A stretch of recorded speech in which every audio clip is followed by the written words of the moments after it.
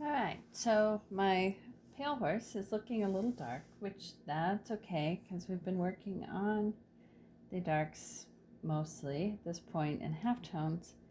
I'm introducing the another color, the yellow ochre, and I'm going to be bringing that into this horse.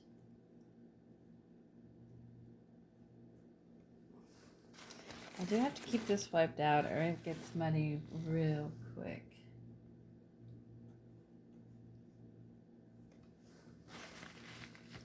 And you can see how adding that gold, yellow ochre is a really nice gold tone.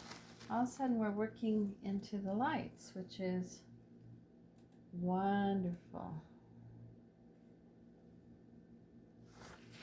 Keep brush wiped out. We're going to make mud. We don't want to make mud.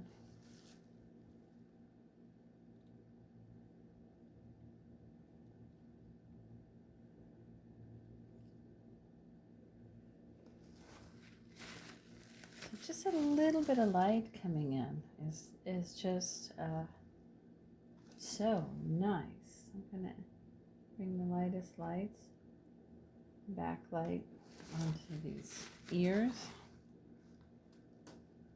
Once again, that's how I have my brush, right? I'm not choking up on it. Takes a lot of paint. Wet on wet paint takes a lot of paint. That's all there is to it.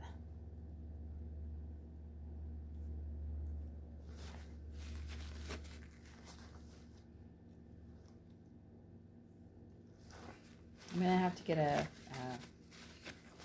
fan brush to get that hair in. There's no other way to do it. Bringing some light into shoulder.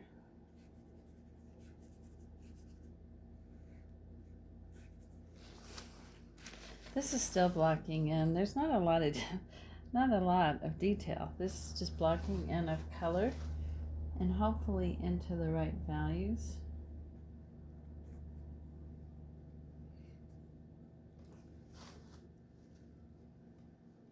I'm hoping you're finding these videos helpful.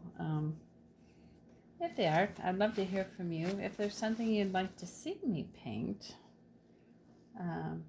just let me know. What subject matter? I love to paint most anything. Okay, that's not coming through like I want it. Changing color, I'm going to work a little bit into some of these darker golden areas. Yellow ochre, burnt sienna mixture, a little bit of white, a little bit warmer gold tone on this guy. I gotta get up closer. If I start stretching or reaching too far, it gets harder. Some of you who have painted before, this is where everything's in front of me, which makes me have to reach, but it also keeps me using my whole arm and not getting up close on it and noodling the thing to death.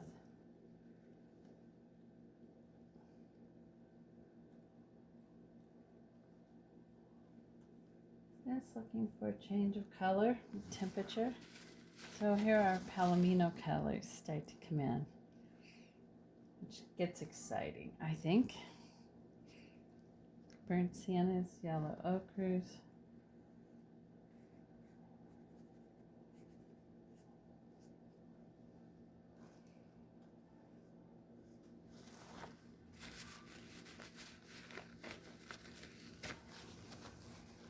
So what's interesting about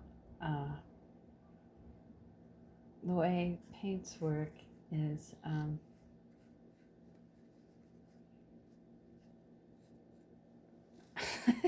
I lost my train of thought.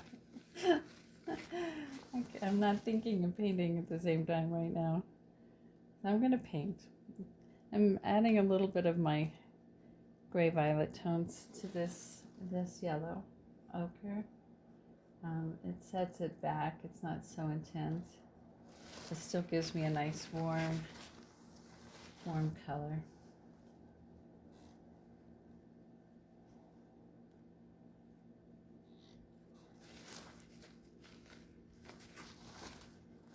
Sometimes I cannot think and paint at the same time, but I'm working on it.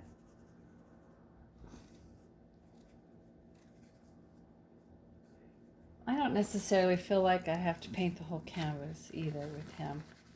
I'm okay with what's happening there.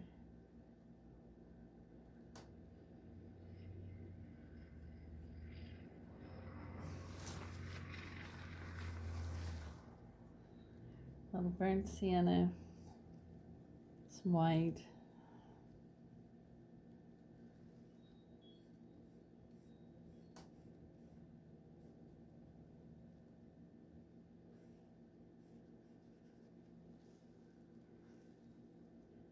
And this is filbert again. Filbert means it's the shape of your hand. It has this round part to it. Brushes have different shapes that give us different brush strokes.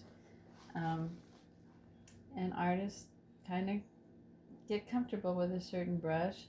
I like the filberts, but I do a lot of softer edges. I know a landscape artist that paints exclusively in the Tetons, and he uses flat brushes, and his attitude is if you can't paint it with this is a bright, it's a shorter flat, but if you can't paint it with a flat brush, you don't you don't need to paint it. But everybody has their thing. I'm just showing you my thing and just sharing that with you. I'm looking for, I still haven't put my brush order in, and I just threw that one on the floor, so I guess it's going to stay there. All right, back to my number 2 filbert. I think this is such a beautiful animal. I am a sucker for horses. They say that happens a lot with women, girls, but I don't know. They're magical. They're very magical. I had a horse. I had a beautiful horse that I loved. Had him for a long time. Him and I were buds. My husband used to say, "I think you love your horse more than me," and I'd say, "Oh, but I knew you first." I loved him a lot, and I love my husband a lot. But when a horse loves you back, it's a very special gift. And we had a good, trusting relationship, my horse and I. And he had a rough start. He didn't start with me, but he ended with me. And he went through his old age with me. And it's been a long time now, but I still miss that guy. Horses are special. Very special. All right. So where am I here? Gosh, my nose is itching. Sorry.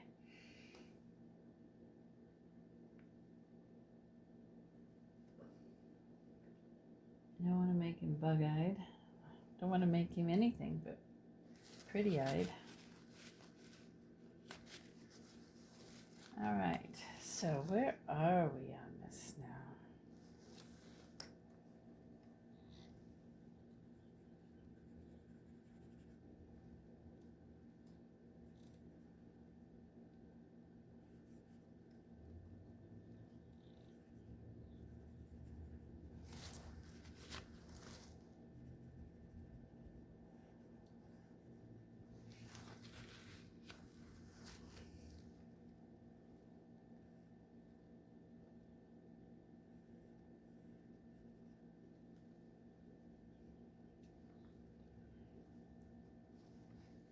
Building up into the lighter values. We still haven't dealt with the lightest lights. I always save those for last. But right now we're dealing with these midlights.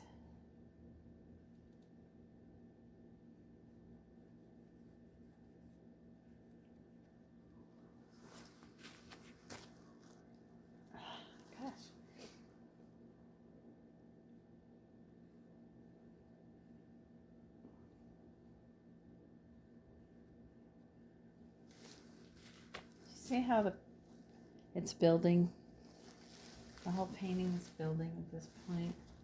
I'm being very careful to control the lights and not get too light too soon.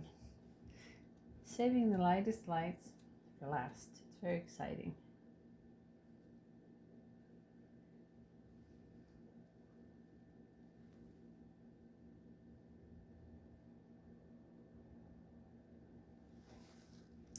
And gradually building from darks, halftones into light, you gradually build the life. Literally, we're building the life into this. Thinking this value is a little bit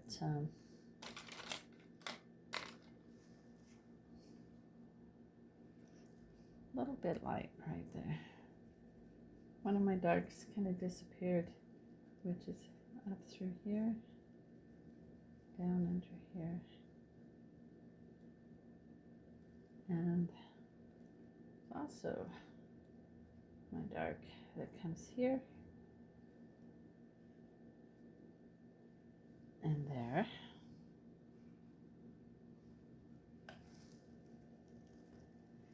And this dark.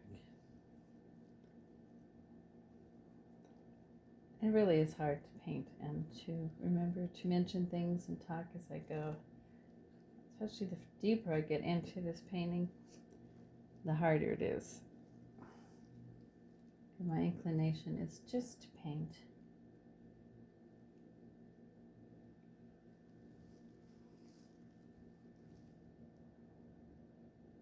As we get into our lights more, our darks become diminished, and so it's kind of a constant pursuit to always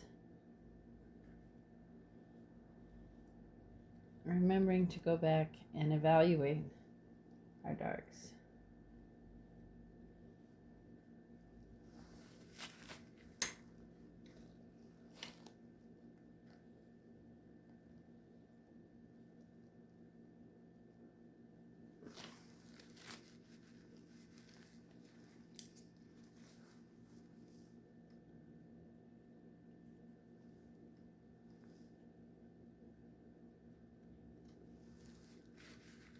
Sorry, used to having brushes in my left hand, but it gets in the way of the camera, so I'll try to control that better.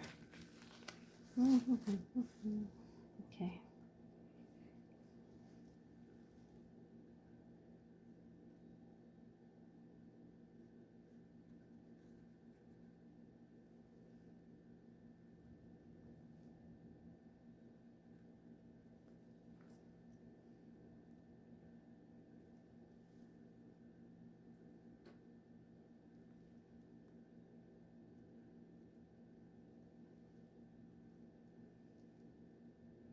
Working up into the lights more.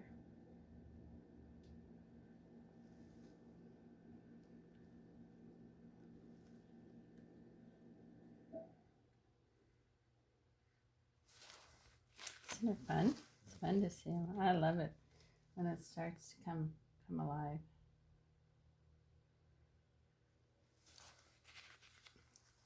Can't rush it. Have to be patient. Like poaching an egg. It's ready when it's ready.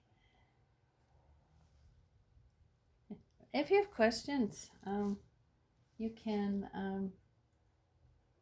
comment on my YouTube channel, or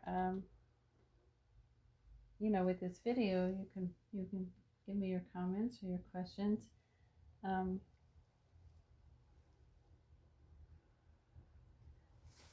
right, we're getting there.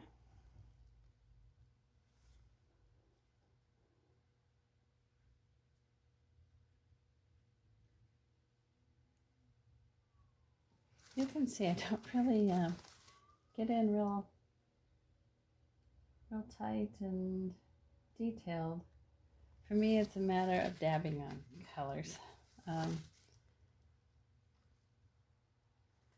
Right. dabbing on the right color in the right value in the right area. And honestly, that's gained through experience. I tell my students all the time, I can tell you and I can show you till I'm blue in the face. It's brush miles, you doing it yourself, experimenting, practicing, painting. You just have to paint. If you don't paint, it's like knowledge in the brain doesn't just automatically translate into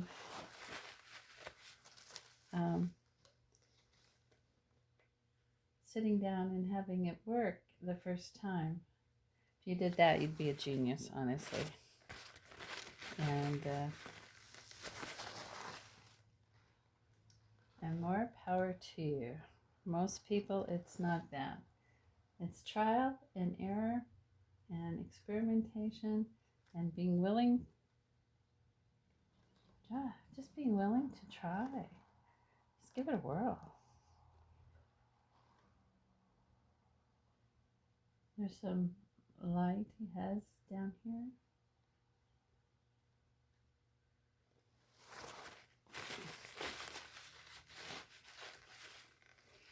So I think we're covering pretty good ground here today. I'm not real disappointed or anything.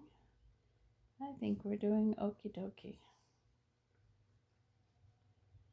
Trying to get this color and light right here. That isn't, I don't want it too light. And there's a dark that needs to come in there too. Okay, that's better. And then there's a light right down in here as well.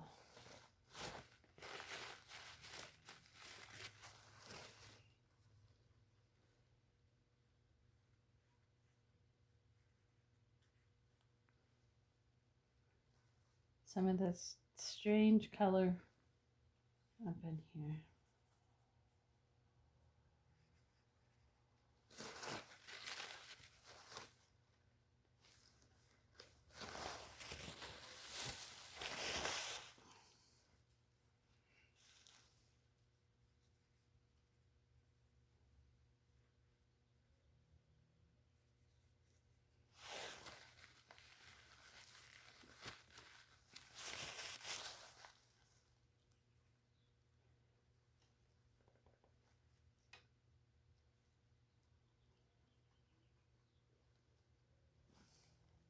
I had a student once that said, gosh, I can work and work and work on a color and can't get it, and said you come in and make this god-awful color and it's perfect. Well, right.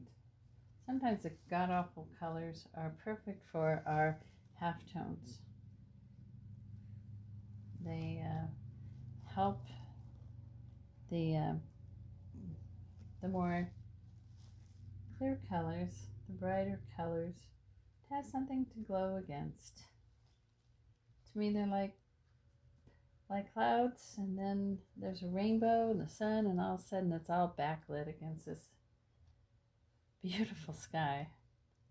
And but gosh, the beauty of most stuff does not show up until we've had some dark clouds. And I think everybody, after this quarantine period that we're all going through, and there's been some tremendous losses, that I think we will see things through a different lens. Things that we took for granted will be so beautiful. Things that we hadn't even noticed before, we will see the beauty and the splendor of them.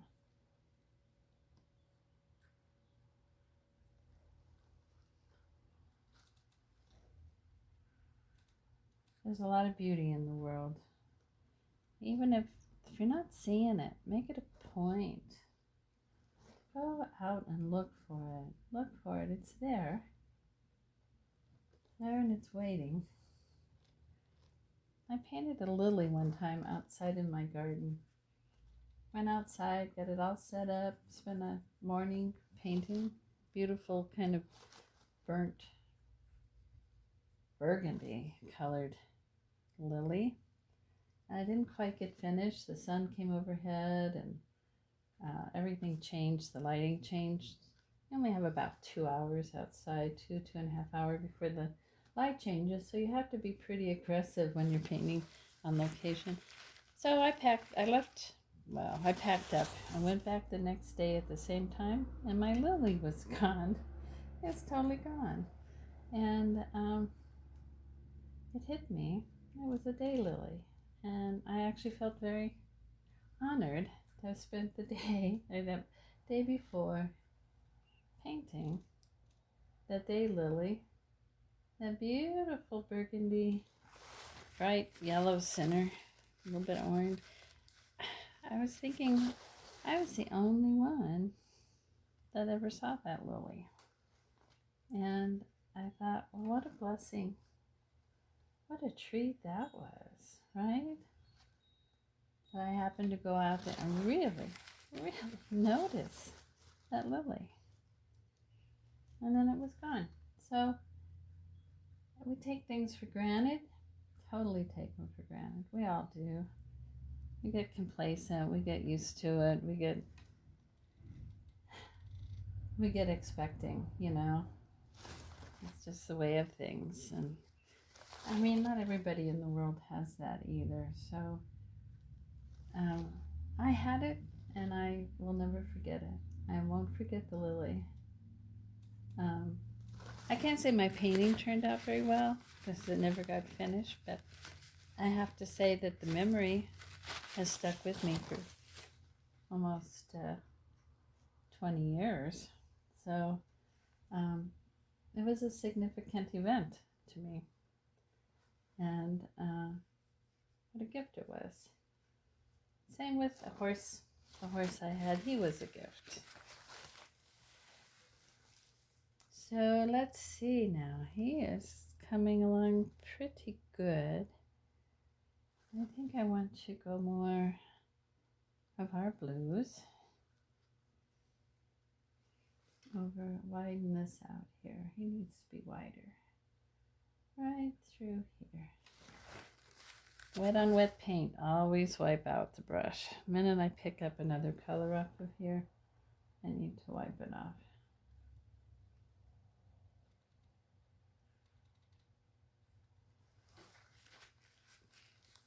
I'm hoping you're seeing this okay. I don't know. The angle of the camera kind of gives you a weird, distorted angle, but we'll just make it work.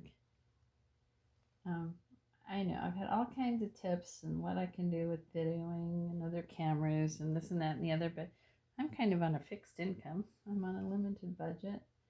And you know what? This isn't about how well I can video. It's about let's paint, huh?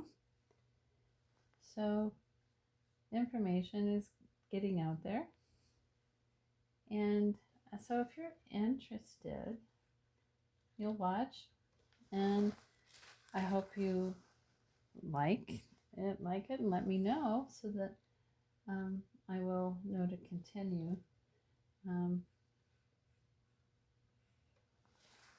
Like I said, I kind of started this with my students because I can't have my classes, and I don't want them to quit. In fact, this is hopefully encouraging them to work at home and not just save it for class. And it takes a lot more courage, right? If you're not used to doing that, it's got to be courageous, fearless, and that's okay. We're all having to be courageous right now on one level or another. And one thing we don't need to be afraid of, though, is our paint. It's just paint on fabric. I say that all the time. That's all it is, right?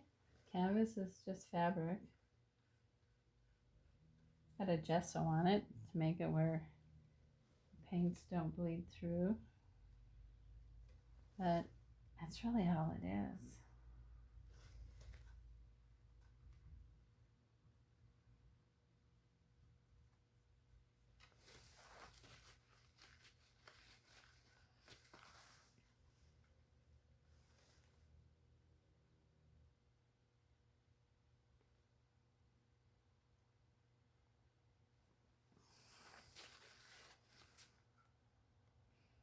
I have something that's called a maul stick that when I get up into needing to put more detail or get in tighter, it's a stick that you can basically put at the top of your canvas and then rest your arm on it to get up close.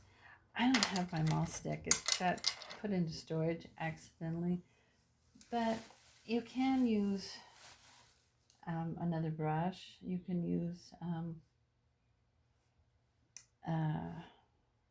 you can just use another brush, or you can come in and kind of, if I was wanting to work on this eye, say I'm going to come in and maybe stick this right here and just work a little bit. Gives me a place to brace my arm because it gets a little harder. And I have a little bit of a tremor, I find. Depends on how much coffee I've had too.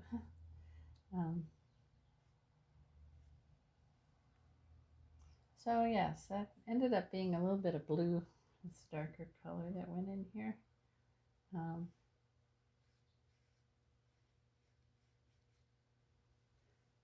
Things get too light though in value. I lose the dimensions. What I want to do is set this neck back away from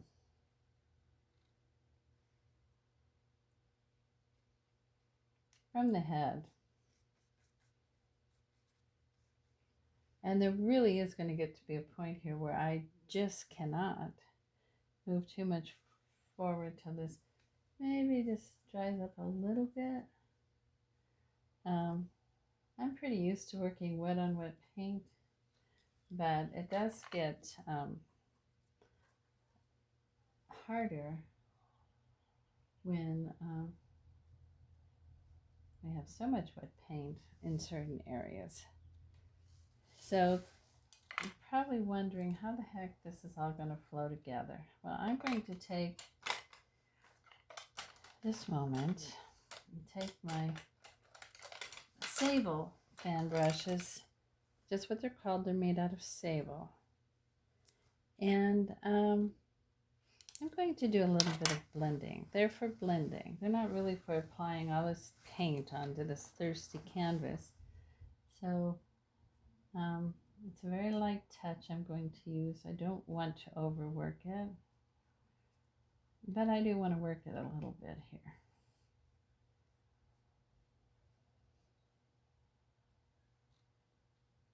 Just a little bit.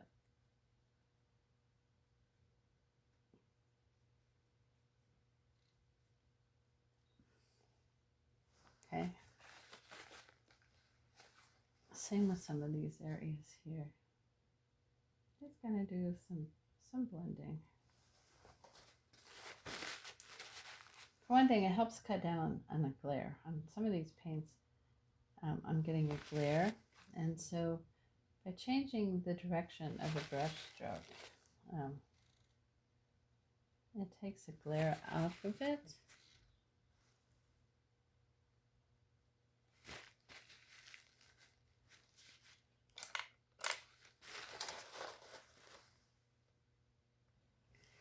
All right, got a new clean fan brush, and I want to, here in the next few minutes for this session, I'm going to bring the lights into this horse. He's backlit mostly. The light's coming like off up this direction, and it's hitting the tops of his forelock and his mane. And I'm just going to lay this paint in up here, and it is take a twist of the wrist to do it.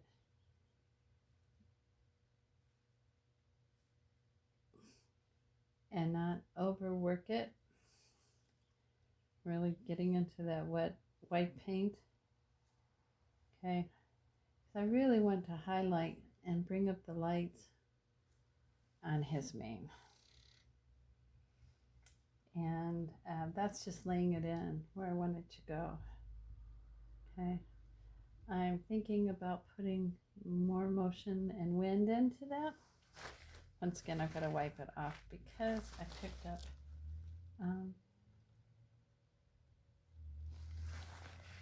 up paint. I need a clean paper towel. Doesn't help to wipe off a brush with a dirty paper towel. Just gets it dirty. So I'm going to go back into this. And now I'm moving my wrist. And I'm going to try to give us a sense of wind. There we go. See, instant we have motion. All in the wrist. I'm going to build this up some more.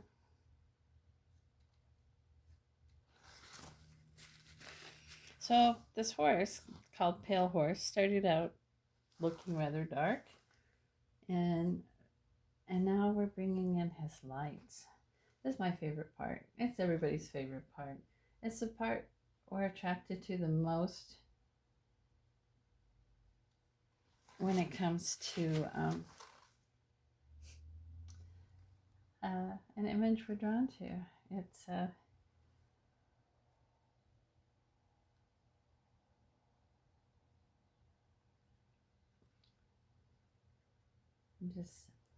I've got this white going. I just want to put it where I see it.